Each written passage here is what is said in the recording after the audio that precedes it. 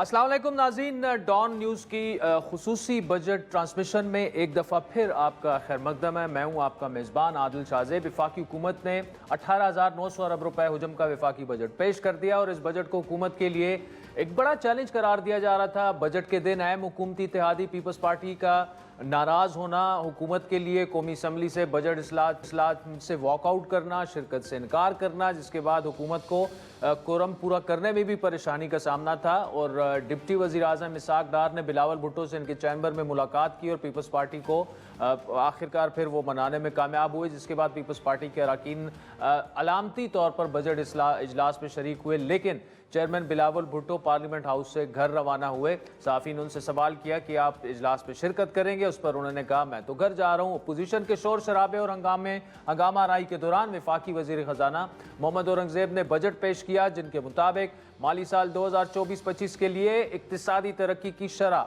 3.6% रहने का इम्कान है। अफरात ज़र की औसत शरह जो है वो 12% मुतवक्के है, तकरीबन अभी भी उतनी ही है अफरात ज़र की शरह। बजट का जो खसारा है वो GDP का 6.9%, जबकि प्राइमरी सरप्लस GDP का 1% होगा। आइंदा माली साल के लिए FBR के जो महसूलात हैं उसका तखमीना 12,970 अरब रुपए है, जो कि रवा माली साल से 38% ज़्यादा है, जिस पर सबसे ज़्यादा सवालात उठाए जा रहे हैं कि ये टारगेट कैसे हासिल होगा। क्या ये सिर्फ हदफ ही मुकर्रर किया गया है या इसको हासिल करने की कोई हिकमत अमली भी बनाई जाएगी, क्योंकि रवा माली साल के लिए FBR की टैक्स वसूलियों का हदफ 9,400 अरब रुपए रखा गया था, जिसमें ताहाल 1,000 अरब रुपए से ज़्यादा का शॉर्टफॉल है। आइंदा माली साल के बजट में हुकूमत के कुल अखराजात का तखमीना 18,870 अरब रुपए लगाया गया है, जबकि वफाकी हुकूमत की कुल आमदनी जो है वो 10,377 अरब रुपए होगी। इस अंदाजे के मुताबिक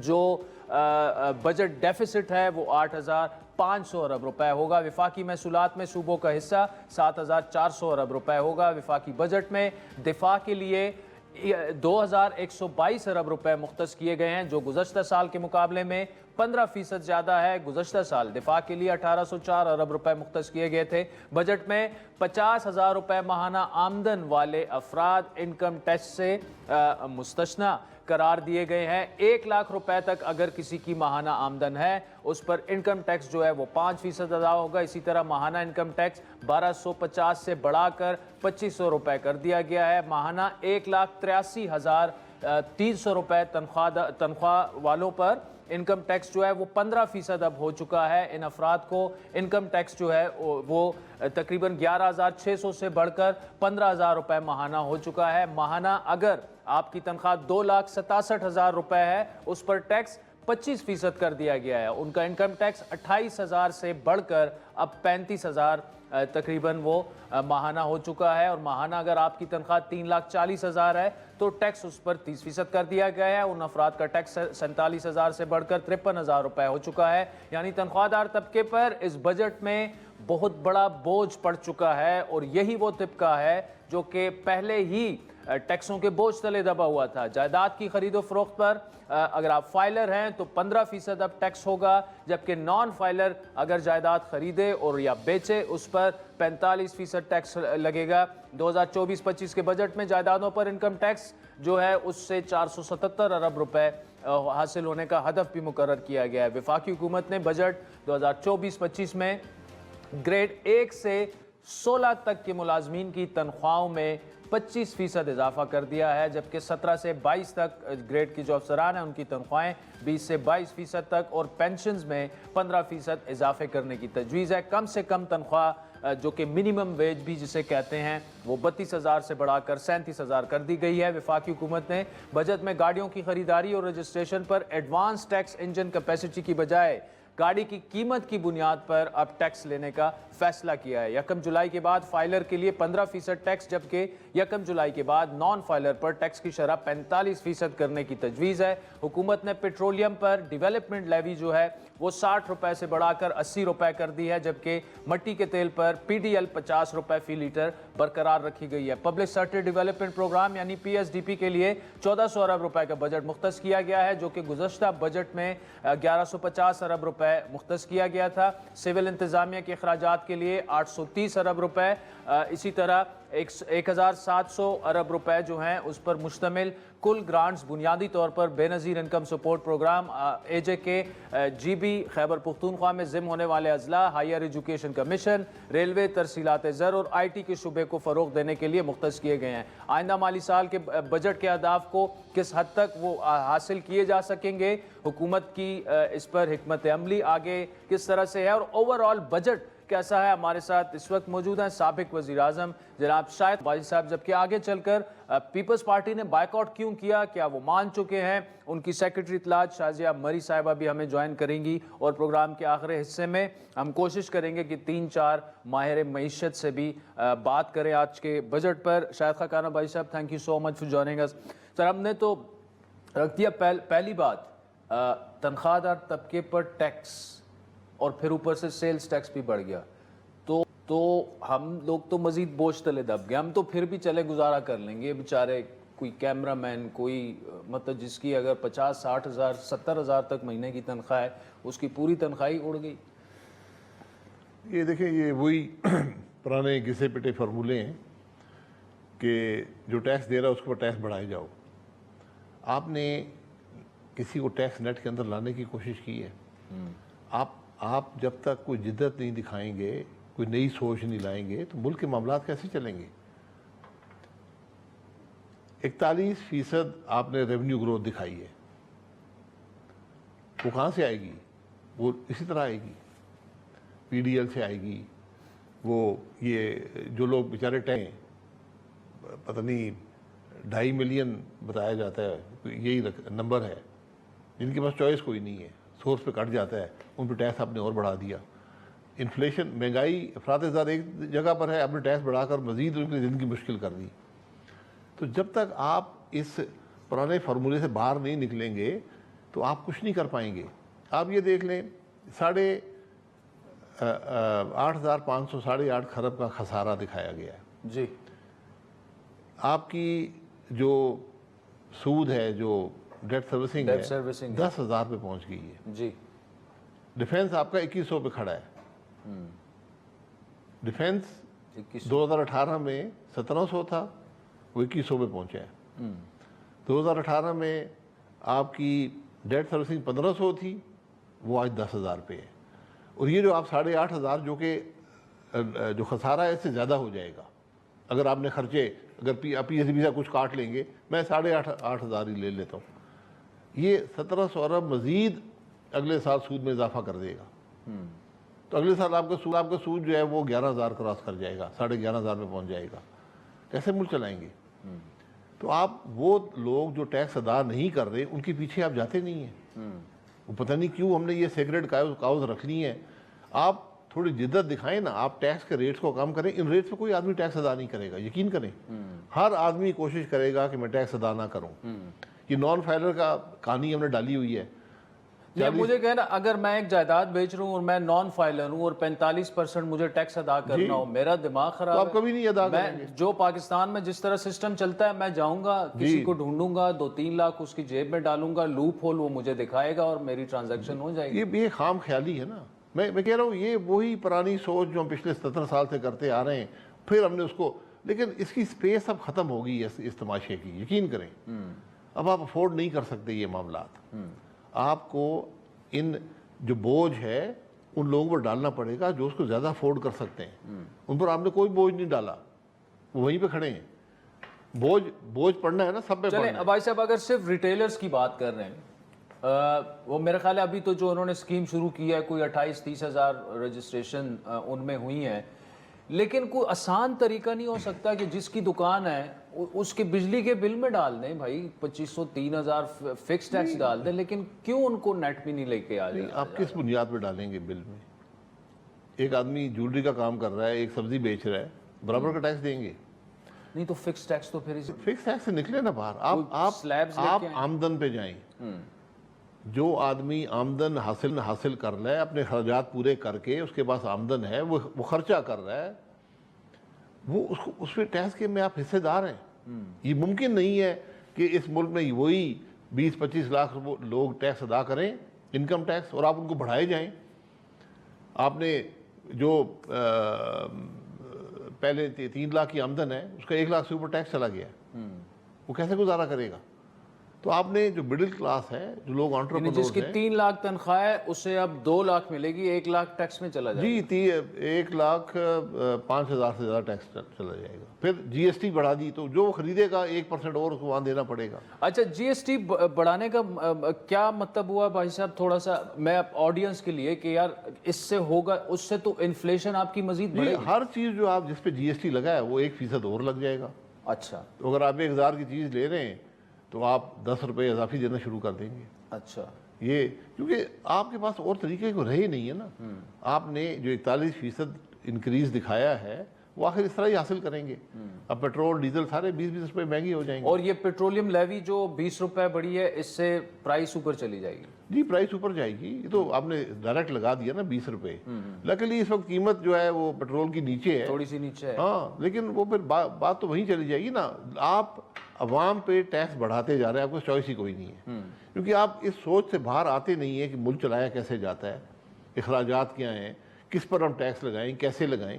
आप वही पुराने फार्मूले, ये इधर बढ़ा दो, उधर बढ़ा दो, इधर बढ़ा दो, इधर बढ़ा दो, और जनाब आप ये मेरी समझ से बाहर है। ये मैं इस पूरी बजट तकरीर में आखिरी पैराग्राफ सबसे अहम है। जी बताइए। जो बुनियादी तौर पर वज़ीर ख़ज़ाना ये कह रहे हैं कि मुल्क में सियासी इस्तेकाम नहीं होगा तो माशी इस्तेकाम नहीं होगा।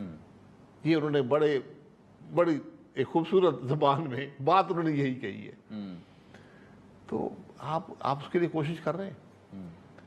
उन्होंने ये कहा कि ये कंसेंसस से, जब तक पॉलिटिकल कंसेंसस नहीं होगा, सब इस मामले में हिस्सेदार जो स्टेक होल्डर्स हैं सारे इकट्ठे नहीं चलेंगे, तो ये चीज़ें इम्प्लीमेंट नहीं वो हो तो सकेंगी। बैठने के लिए नहीं तैयार, तो कंसेंसस क्या लेके आएंगे? पहले कुछ तो बहरहाल मैं कम से कम मुझे खुशी का एहसास तो है ना कि इसके बगैर काम चलेगा नहीं। नहीं, एहसास तो है, लेकिन अब पब्लिकली अगर भी एहसास होना शुरू हो गया है, डिक्लेरेशंस बाकायदा आना शुरू हो गई हैं, तो आई थिंक कि हो सकता है कोई वे फॉरवर्ड इसको। अब भाई साहब दूसरा ही बताइएगा, देखें ये तो बजट जो है आईएमएफ की गाइडलाइंस के मुताबिक ही तकरीबन, क्योंकि आगे जाके हमने उनके साथ फिर एक लॉन्ग टर्म मुआहदा करना है, पूरा करना है। क्या हम ये भी एक्सपेक्ट कर सकते हैं कि एक मिनी बजट भी आ जाए इसके बाद?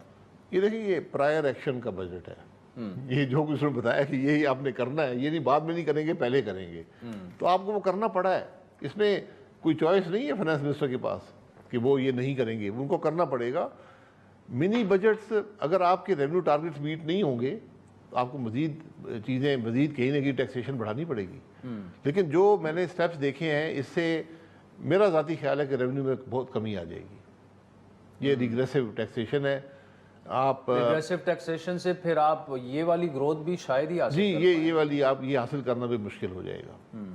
ये बहुत इसका अवाम पे बोझ पड़ेगा। यानी हम ये कह सकते हैं कि अभी जो इन्फ्लेशन थोड़ा बहुत हमने देखा कि नीचे आई है, ये अब शूट अप दोबारा से कर सकती है। देखिए, इन्फ्लेशन तो बज़ाहिर आपको शायद नज़र ना आए ना, क्योंकि ये इन्फ्लेशन आपको 20 रुपये जो लेवी है उसका नज़र आएगी, ये चीज़ें नज़र आएंगी। लेकिन आपने जो डायरेक्ट टैक्स उन लोगों पे लगा दिया है जो उसको अफोर्ड ही नहीं कर सकते, जो पहले ही टैक्स दे रहे हैं, और उन लोगों के पीछे नहीं गए जो टैक्स जिनको देना चाहिए, आप उनके पीछे नहीं गए। आपने कहा जो पे कर रहा है उसके मैं उसकी स्लैब बढ़ा देता हूँ। ठीक, आपको तो कम करने की ज़रूरत है। अच्छा, क्या हम इस वक्त एज ए मुल्क ये जो 25% सरकारी मुलाजमीन की तनख्वाहों में इजाफा है, ये लग्जरी हम अफोर्ड कर सकते हैं? नहीं, ये लग्जरी नहीं, वो बेचारे क्या करेंगे? ये वही लोग हैं जो टैक्स भी अदा कर रहे हैं। ये आप यकीन कर लें, आप कैलकुलेट कर लें, ये 25% इजाफे के पास उनके पास घर 5% भी नहीं जाएगा। कुछ अफराद हजार की नजर हो जाएगा, कुछ लेकिन इसमें भाई साहब एक भी चले, उनका फिर भी इंक्रीज तो हुआ है ना, और वो होता भी बेसिक पे है, वो होता भी बेसिक पे है। अच्छा, ये भी बता दूं आपको, वो हमें लगता बहुत ज्यादा है। सबसे पिसा हुआ तबका सरकारी मुलाजमीन होते हैं। ये और फिर गैर आपने सरकारी भी होते हैं वैसे हम जैसे। नहीं, गैर सरकारी होते हैं, लेकिन सरकारी मुलाजिम की कुछ और मजबूरियाँ होती हैं। तो इसलिए हमें ये पुरानी सोच के साथ आप आज के चैलेंज का मुकाबला नहीं कर पाएंगे। अब मुझे भाई साहब आखिर में वे आउट क्या है इसका? जो बार बार हम ये बात कर रहे हैं, ये पुरानी सोच है, इससे निकलना होगा। निकलने के लिए आपने ये फरमाया कि जो टैक्स नहीं दे रहे उन पर टैक्स लगाना पड़ेगा। कौन से ऐसे सेक्टर्स हैं जो आपके ख्याल में उतना कंट्रीब्यूट नहीं करे जितना उनको करना चाहिए? सर, इस मुल्क के जो लोग अर्न कर रहे हैं کیا اس ملک میں صرف 2.5 لاکھ آدمی کماتا ہے؟ باقی کیا کر رہے ہیں؟ باقی کیسے زندگی گزارتے ہیں؟ 2.5 لاکھ کا اگر 8 کا بھی خاندان 8 کو بھی سپورٹ کر رہے ہیں وہ، یہ کتنے لوگ بن جائیں گے؟ سر 2.5 ملین جو ہیں، یہ 2 کروڑ لوگ بنیں گے، باقی 22 کروڑ کیا کر رہے ہیں؟ آپ ٹیکس لگا نہیں سکتے، مجھے سمجھ نہیں آتی. نظام آپ کے پاس موجود ہے، یہ ناظرہ کا کارڈ آپ کے پاس ہے، ہر شخص کے اخراجات کا پیچھا آپ کر سکتے ہیں، اس کی نالج آپ کے پاس ہے. تو اگر وہ شخص پیسے خرچ کر رہا ہے تو اس کی آمدن بھی ہوگی، اس آمدن میں آپ حصے دار ہیں، آپ حصے دار بنے اس آمدن کے اندر. ٹھیک، چلیں بھائی صاحب آخر میں بتائیے گا کہ آپ کی جو پارٹی ہے عوام پاکستان نام، عوام پاکستان کب لانچ ہو رہی ہے؟ انشاءاللہ بجٹ کے بعد. یہ بجٹ لوگ دیکھ لیں گے، یہ صلاحیت جو آج پولیٹیکل نظام میں ہے، وہ جو نورا کشتی ہے. یہ پیپلز پارٹی کہتی ہے میں خوش نہیں ہوں. بھئی آپ حکومت کا حصہ ہے، آپ خوش نہیں ہیں تو حکومت کا ساتھ چھوڑ دیں، حکومت نہیں رہے گی، حکومت کی بھی جان چھوٹ جائے گی، آپ کی بھی چھوٹ جائے گی. تو فردر کیوس ہوگا، پھر انتخابات ہوں گے. کیوس ہوگا تو یہ آپ دونوں طرف تو وکٹ کے نہیں کھیل سکتے نا. یا آپ اس بجٹ کا حصہ ہیں یا آپ نہیں ہیں، یا آپ اس کو سپورٹ کریں گے یا نہیں کریں گے. اور سب کو پتا ہے کہ آئی ایم ایف کی کیا ریکوائرمنٹس ہیں. یہ آئی ایم ایف کی ریکوائرمنٹس جو آپ کی ملک کی ریکوائرمنٹس بن گئی ہیں. اگر آپ یہ سوچیں کہ آپ یہ اضافی ٹیکس نہ لگائیں گے تو آپ کا جو خسارہ ہے وہ 11 کھرب سے اوپر چلا جائے گا. تو 11 کھرب کا جائے گا تو اگلے سال پھر آپ کا 3,000 ساڑھے 3,000 ارب اور ایڈ ہو جائے گا سود کے اندر. پھر آپ کو اس کے لیے آپ ایک بڑے ہی ویشس سرکل میں آ گئے. پولیٹیکل کنسنسس میں آج بھی بار بار کہتا ہوں، اس معاملے کا حل ایک پولیٹیکل کنسنسس میں، یہ ملک کے ایشوز ہیں. اس میں عمران خان ہو، یہ پی ٹی آئی ہو، پی ایم ایل این ہو، پیپلز پارٹی ہو، یہ مسائل جانے والے نہیں ہیں. تو آپ کیا آج آپ بیٹھ کے اکٹھے مل کر، جس کا خود اندیا جو ہے وہ وزیر خزانہ نے اپنے آخری اسٹیٹمنٹس میں دیا ہے، اس کے بغیر گزارا نہیں چلے. شاہد خاقان بھائی صاحب، thank you so much for joining us. ناظرین، یہ بجٹ ٹرانسمیشن جاری ہے اور بریک کے بعد ہمیں پیپلز پارٹی کی مرکزی سیکرٹری اطلاعات جوائن کریں گے. جس طرح ابائی صاحب نے ایک سوال اٹھایا بڑا دلچسپ کہ وکٹ کی دونوں جانب جو ہیں کیوں پیپلز پارٹی کھیل رہی ہے، یا بجٹ کو آن کریں اور یا نہ آن کریں. تو بریک کے بعد یہ گفتگو جاری ہے.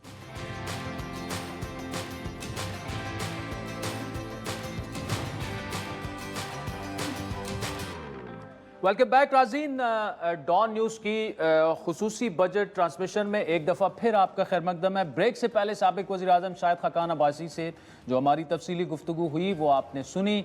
بجٹ پر انہوں نے شدید تحفظات کا بھی اظہار کیا، خصوصاً جو تنخواہ دار طبقے پر ٹیکس لگائے گئے ہیں ان کا یہ کہنا تھا کہ یہ زیادتی ہے، اس سے انفلیشن میں بھی اضافہ ہوگا اور جو آلریڈی ٹیکس دے رہے ہیں ان سے مزید ٹیکس لینے کی بجائے جو نہیں دے رہے ان سے ٹیکس لیا جائے. کیونکہ یہ اولڈ سکول مینٹیلٹی ہے کہ تنخواہ دار طبقے پر آپ بڑھاتے جائیں، 10% سے 25 کر دیں، 25 سے 35 کر دیں.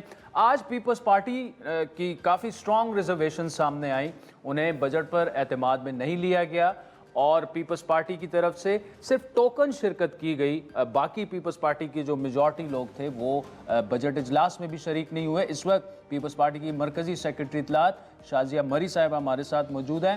شازیہ صاحبہ، thank you so much for joining us. یہ بتائیے گا کہ کیوں ریزرویشنز، اور کیا آپ نے ہفتہ 10 دن پہلے پی ایم ایل این کو یہ بتایا تھا کہ بھائی آپ ہمارے ساتھ ڈسکس تو کر لیں یہ بجٹ ہے، یا اچانک کل ہی آپ کو اندازہ ہوا کہ انہوں نے تو ہم سے مشاورت ہی نہیں کی؟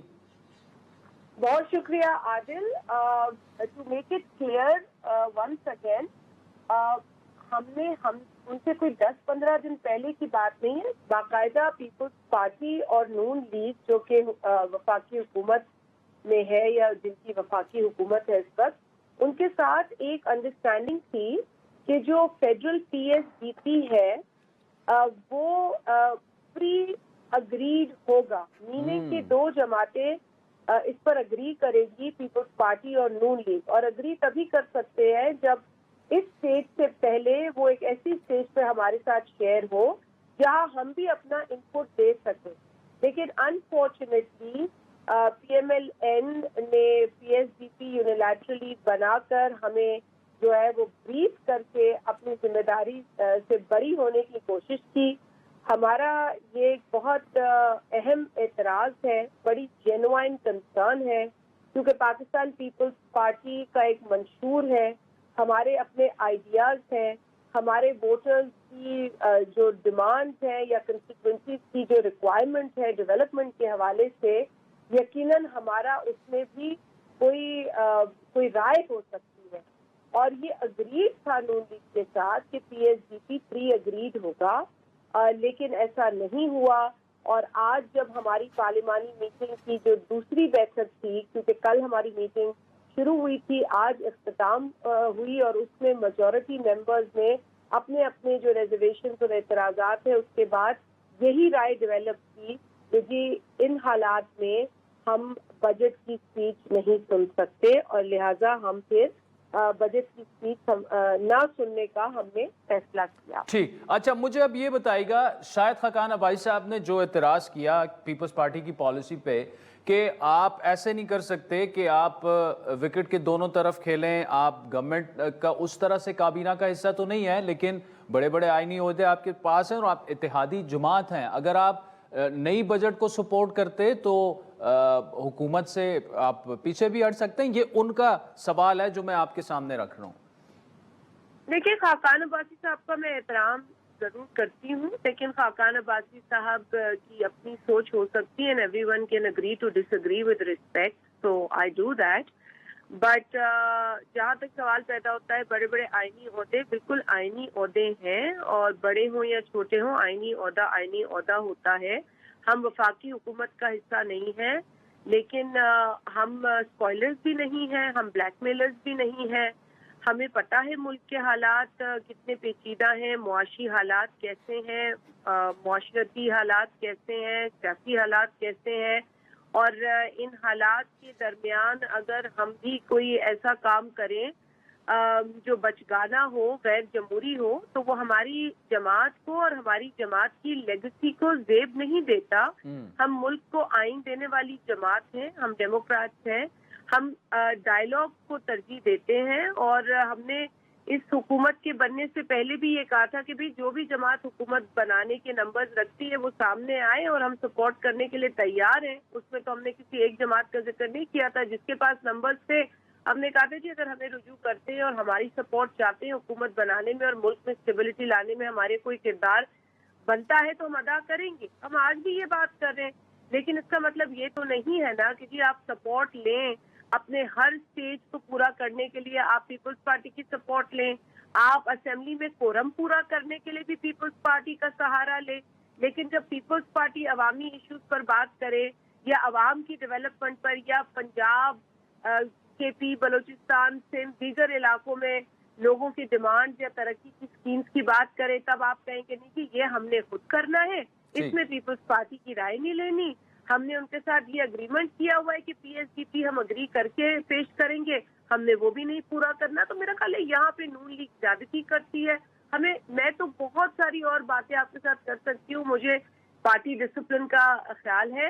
ہماری جو میٹنگ کی گفتگو ہے جس میں ہمارے پنجاب سے تعلق رکھنے والے اراکین نے اپنے ساتھ ہونے والی زیادتیوں کا ذکر کیا, بہت سنگین ایسی باتیں وہاں پر ہوئی ہیں, لیکن ہم پھر بھی صبر سے کام لے رہے ہیں in the interest of this country, in the interest of the system. تو ہم ہرگز عباسی صاحب کی جو رائے ہے وہ اپنی جگہ ہے. اب کوئی ایسا مجھے شاہجی صاحبہ یہ اب بتائیے گا, آپ نے فیصلہ متفقہ یہ کیا کہ بجٹ کی اجلاس میں شرکت نہیں کرنی, آپ نے سپیچ نہیں سننی. اب اگلا مرحلہ آئے گا اس بجٹ کو پاس کرنا. دیکھیے ہم نے آپ کی کیا حکمت عملی ہے, آپ پاس نہیں ہونے دیں گے اس بجٹ کو؟ عادل دیکھیے, بلاول بھٹو زرداری صاحب صدارت کر رہے تھے پارلیمانی میٹنگ کی جو آج ہوئی ہے, اور اس میں جب یہ فیصلہ ہوا تو یہ بھی ہم نے سوچا کہ آج ہم بالکل نظر نہیں آئیں گے بطور جماعت کے, اور اب دیکھتے ہیں کہ حکومت کا اس پہ کیا رویہ ہوتا ہے. ذمہ داری اب ان کی بنتی ہے, وہ کہ ہم یہ تاثر ہرگز نہیں دینا چاہتے کسی بھی جماعت کا رویہ ہوگا بلیک میلنگ کا, مگر ہمارا نہیں ہے. ہماری جینوائن کنسرنز ہیں, جینوائن ریزرویشنز ہیں. پی ایس ڈی پی پورے ملک کا ہوتا ہے, صرف ایک صوبے کا نہیں ہوتا. اور ہم ایک ایک پولیٹیکل ریالٹی ہے جس کو نون لیگ اپنی مرضی کے مطابق ایکسیپٹ نہیں کر سکتی، ہر صورت میں ہر موقع پر ایکسیپٹ کرنے کی ضرورت ہے. تو اب آپ مجھے ہمارا یہ فیصلہ سامنے آیا جی تو جو ڈیپوٹی پرائم منسٹر ہے ہی came over to chairman Bilawal's office, اور وہاں پہ انہوں نے ضد کی اور ریکویسٹ کی کہ جی آپ چلیں، آپ تقریر سنیں، اور میں ایشور کرتا ہوں کہ آپ کی ریزرویشنز کو ہم دور کریں گے. تو چیئرمین صاحب نے کیونکہ ایک فیصلہ لے لیا تھا میجورٹی ممبرز کی رائے کے بعد، تو انہوں نے کہا کہ اس وقت تو ہماری اب معاملات جو ہیں ابھی تک طے نہیں پائے، لیکن چونکہ آپ آئے ہیں اور چونکہ آپ ہمیں ایشور کرا رہے ہیں تو ہم ٹوکن جو ہے وہ اٹینڈنس کر سکتے ہیں، اس سے زیادہ کچھ نہیں ہو سکتا. ٹھیک ہے. آخر میں شازیہ عمری صاحبہ، بجٹ آپ پاس ہونے دیں گے یا نہیں پاس ہونے دیں گے قومی اسمبلی سے؟ بجٹ اگر حکومت نے پاس کرانا ہے تو یہ ان کو سوچنا ہے کہ اس کے لیے انہیں کیا کرنا چاہیے. I would just leave it there because the ball is in their court. Ball is in their court. Thank you so much Shazia Umri صاحبہ، پیپلز پارٹی کی مرکزی اطلاعات ہمارے ساتھ موجود تھی. ناظرین، وقت ہو چاہتا ہے ایک بریک کا، جس کے بعد کچھ کوشش کرتے ہیں کہ اکانومسٹ سے بات کی جائے، وہ کیسے دیکھ رہے ہیں پاکستان کے موجودہ بجٹ کو.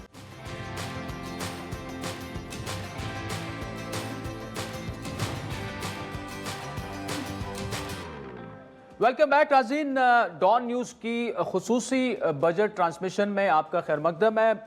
بریک سے پہلے ہم نے تفصیلی گفتگو کی سابق وزیر اعظم شاہد خاقان عباسی سے، جو کہ اکانومی پہ اچھی خاصی ان کی بڑی گہری نظر ہے، اور اس کے بعد پیپلز پارٹی کے جو اختلافات ہیں وہ ہمارے سامنے بات کھل کر آئی کہ پی ایس ڈی پی میں ان سے ایگریمنٹ ہو گیا تھا کہ جو بھی معاملات ہوں گے ان سے شیئر کیے جائیں گے، لیکن ان کا گلہ تھا کہ ایسا نہیں ہونے دیں گے اور آگے چل کر بجٹ جو ہے وہ منظور ہونے دیں گے، نہیں ہونے دیں گے. تو انہوں نے جواب یہ دیا کہ بال جو ہے وہ اب گورنمنٹ کی کورٹ میں ہے.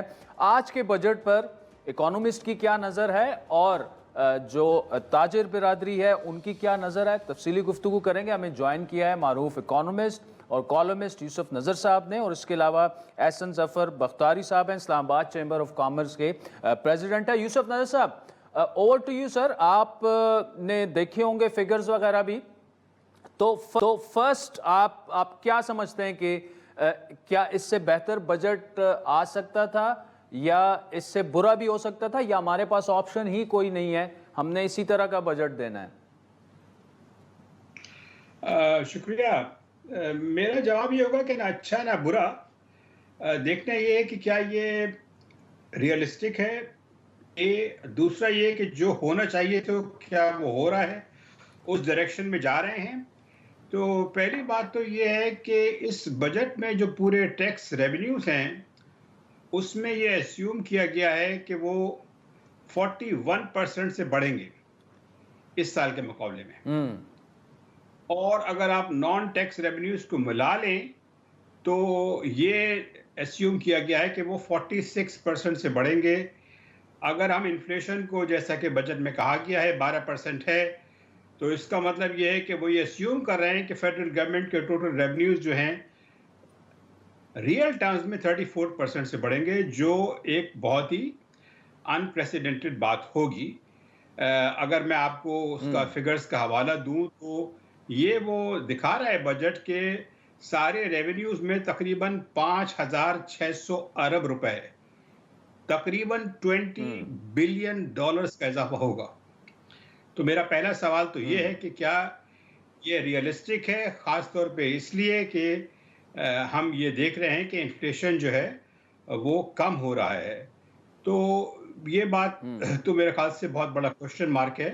اسی لیے کہ جو پہلی جو بڑی چیز ہے، میں سر یہاں پہ قطع کلامی کی معافی یوسف نظر صاحب، اسی سے جڑا میرا جو سوال، وہ دیکھیں نا، ایک تو جو تنخواہ دار طبقہ ہے، آپ نے یہ دیکھا ہوگا کہ ان پر مزید ٹیکسز جو ہیں وہ بڑھا دیے گئے ہیں. تو جو آلریڈی بوجھ تلے دبے ہوئے ہیں ان کو آپ نے بوجھ تلے دبا دیا. جو ان ٹیپڈ سیکٹرز ہیں، جو لوگ ٹیکس نہیں دیتے، ان پر کسی قسم کی کوئی بات نہیں ہوئی. اب نان فائلر جو ہے وہ 45% کیوں ٹرانزیکشن، اس کا دماغ خراب ہے کہ وہ اپنی ایک ٹرانزیکشن کے لیے وہ 45% ٹیکس دے. تو اگر تو یہ ریونیو ایسے بڑھنا ہے صرف تنخواہ دار طبقہ، تو وہ کتنا، وہ $20 بلین تو وہ فگر نہیں بنتا ہوگا. تو یہ کیسے اکٹھا ہوگا 41%؟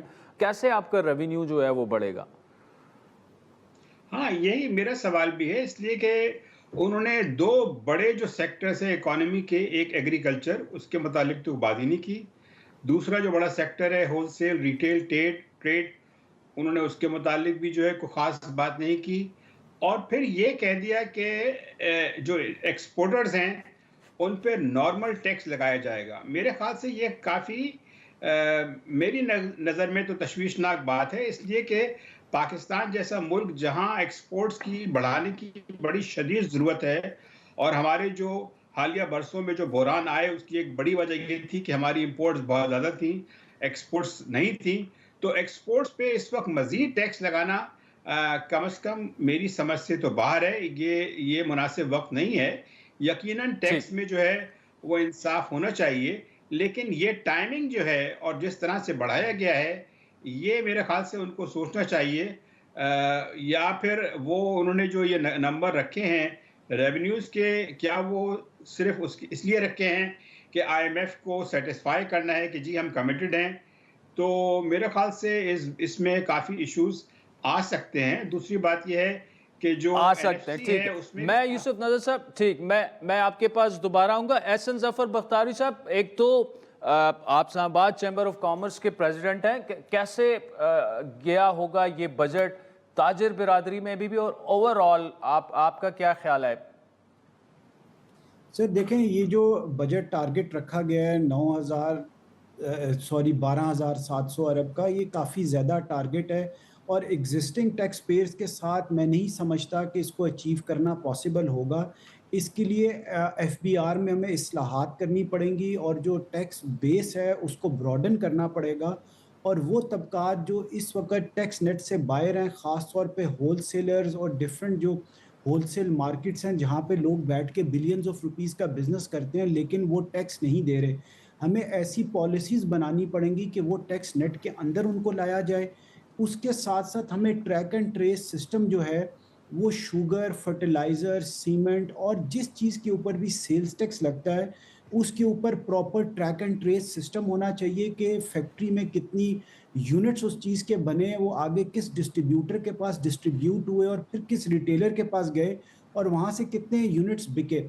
جب یہ پوری چین میں سمجھتا ہوں اگر ٹریک اینڈ ٹریس میں آ جائے گی تو اس سے ہم کافی زیادہ، میرا یہ خیال ہے تقریباً 3-4 ہزار ارب روپے کا جو ہمارے لوگ نئے ٹیکس نیٹ میں آئیں گے، کیونکہ ایف بی آر کا جو فوکس لگ رہا ہے اور گورنمنٹ کا جو انہوں نے یہ ٹارگٹ سیٹ کیا ہے ٹیکس کلیکشن کا، وہ اسی بیس پہ ہے کہ اگر نئے ٹیکس پیئرز کو لایا جائے گا.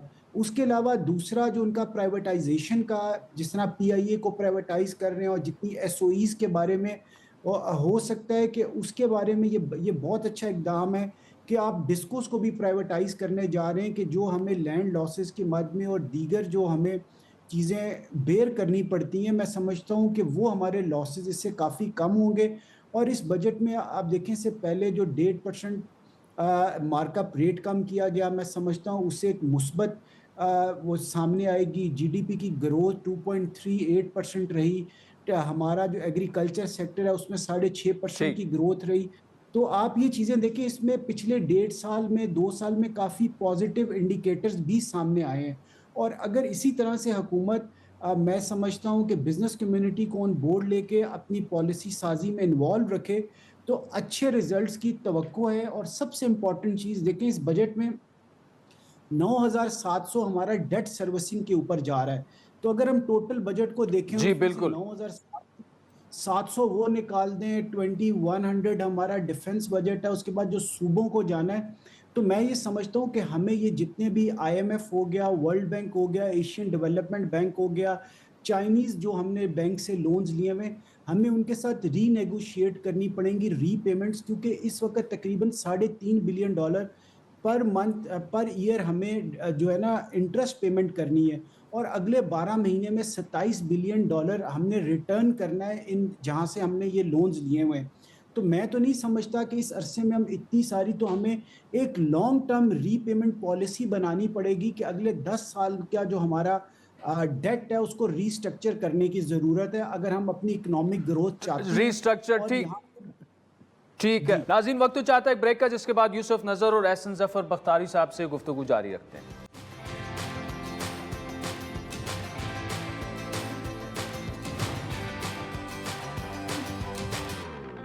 वेलकम बैक नाज़रीन, डॉन न्यूज़ की खुसूसी बजट ट्रांसमिशन में एक दफ़ा फिर आपका खैर मकदम है। यूसुफ नज़र साहब, आप भी एक स्ट्रॉन्ग एडवोकेट रहे हैं कि जो डोमेस्टिक हमारा डेट है उसको रीस्केड्यूल किया जाए, और तकरीबन यही बात जो है वो एहसन ज़फ़र साहब भी कर रहे हैं। क्या उससे होगा क्या, और क्या ये पॉसिबिलिटी है, और अगर है भी तो आपको क्या समझ आ रही है कि गवर्नमेंट क्यों नहीं कर पा रही है?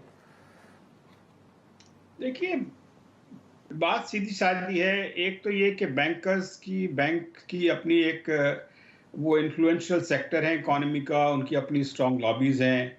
दूसरी वजह ये भी हो सकती है कि हुकूमत जो है खाइफ है इस बात से कि अगर कुछ रीस्ट्रक्चरिंग की जाए तो उससे और कोई प्रॉब्लम्स क्रिएट हो जाएं। यकीनन जो है रीस्ट्रक्चरिंग कोई इतना आसान काम नहीं होता, इसके लिए बड़ी महारत चाहिए होती है, इसके लिए बड़ी तैयारी करनी पड़ती है। ये काफ़ी एक तरह से पॉलिटिकल तो इशू है ही, लेकिन ये काफ़ी टेक्निकल भी चीज़ है। लेकिन जो इस वक्त सूरत हाल है कि जो इस तरह के बैंक्स के प्रॉफिट्स बढ़े हैं और हमारा जो डोमेस्टिक डेट है उस पर जो इंटरेस्ट है, जो इंटरेस्ट पेमेंट्स की जिसकी अभी इन्होंने बात की, उसका तो 80 से ज़्यादा % तो डोमेस्टिक डेट पे है।